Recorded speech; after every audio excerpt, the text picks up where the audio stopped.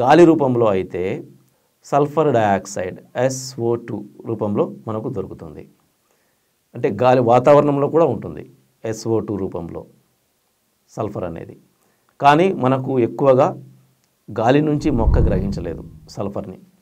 మనము ఈ ఘన రూపంలో ఉన్నటువంటి మెగ్నీషియం సల్ఫేట్ SO4 రూపంలో ఉన్నటువంటి జింక్ సల్ఫేట్ని యూజ్ చేసినా సల్ఫర్ ఉంటుంది, మెగ్నీషియం సల్ఫేట్ని యూజ్ చేసినా సల్ఫర్ ఉంటుంది. ఇలా సల్ఫేట్స్ని మనము యూజ్ చేసినప్పుడు సల్ఫర్ అందుబాటులోకి వస్తుంది.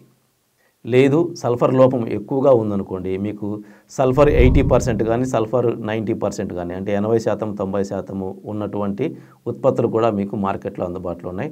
వాటిని భూమిలో 3 కిలోలు లేదా 4 కిలోలు వినియోగించడం వల్ల ఈ సల్ఫర్ లోపాన్ని మనము తొలగించవచ్చు మొక్క నుంచి.